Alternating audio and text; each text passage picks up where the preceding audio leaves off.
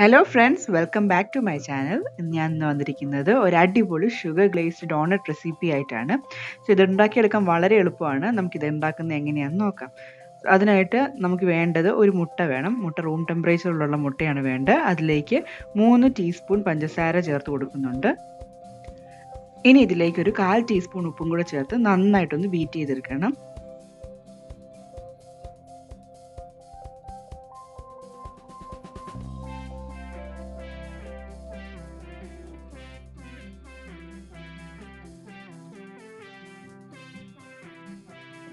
പഞ്ചസാരയും ഉപ്പും മുട്ടയും നന്നായിട്ട് മിക്സ് ചെയ്തതിന് ശേഷം നമുക്കിതിലേക്ക് ഒരു 1/2 കപ്പ് ഇളം ചൂടുള്ള പാല് ചേർത്ത് കൊടുക്കാം.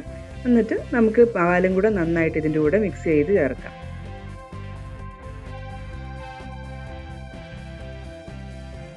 ഇനി നമുക്കിതിലേക്ക് ഒരു ടീസ്പൂൺ ഈസ്റ്റും കൂടെ ചേർത്ത് കൊടുക്കാം. ഇത് നന്നായിട്ട് നമുക്ക് ഇതിൻ്റെ കൂടെ മിക്സ് ചെയ്ത് ചേർക്കാം. അതിനുശേഷം ഇതിലേക്കൊരു 3 ടേബിൾ സ്പൂൺ മെൽറ്റഡ് ബട്ടർ ചേർത്ത് കൊടുത്ത് അതും നന്നായിട്ട് മിക്സ് ചെയ്ത് ചേർക്കാം.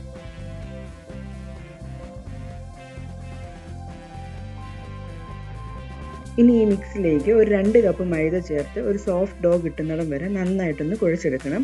ഇൻ കേസ് ഡോ ഇച്ചിരി സ്റ്റിക്കി ആയിട്ട് ഫീൽ ചെയ്യുന്നുണ്ടെങ്കിൽ ഒരു 2-3 ടേബിൾ സ്പൂൺ മൈദയും കൂടി ഇതിൻ്റെ കൂടെ ചേർക്കാവുന്നതാണ്.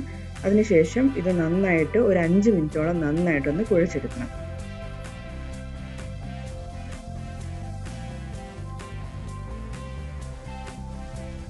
ഈ കുഴച്ചെടുത്ത ഡോ നമുക്കൊരു പാത്രത്തിൽ കുറച്ച് എണ്ണ തടവിയിട്ട് അതിലേക്ക് ഇറക്കി വയ്ക്കാം.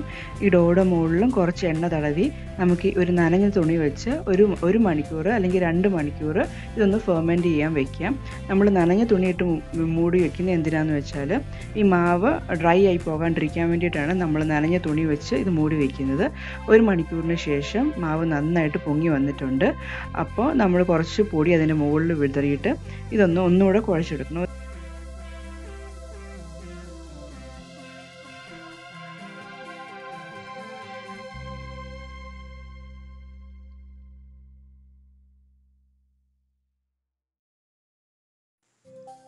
ഇനി നമുക്ക് ഈ ഡോ ഒന്ന് പരത്തിയെടുക്കണം.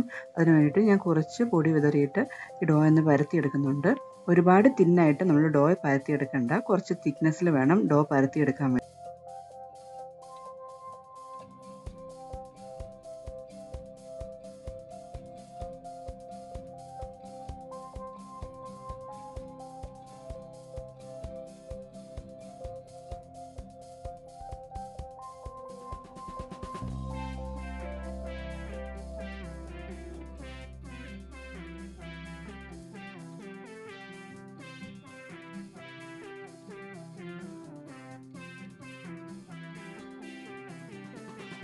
ഇനി നമുക്ക് റൗണ്ട് ഷേപ്പുള്ള അടപ്പോ എന്തെങ്കിലും വെച്ച് ഈ ഡോ ഒന്ന് റൗണ്ട് ഷേപ്പിൽ കട്ട് ചെയ്തെടുക്കണം.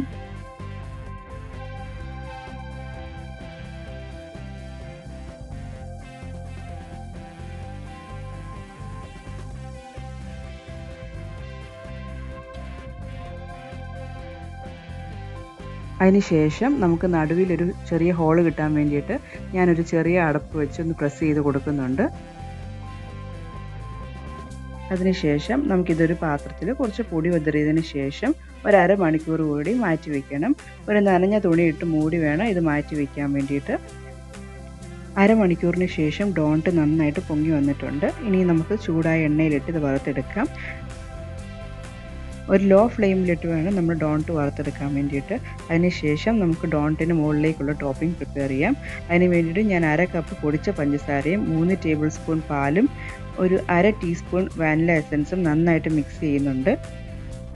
ഇനി ഫ്രൈ ചെയ്ത് വെച്ചിരിക്കുന്ന ഡോണറ്റ് നമ്മുടെ ഷുഗർ മിക്സിൽ മുക്കിയെടുത്ത് നമ്മുടെ ഡോണറ്റ് റെഡിയായി.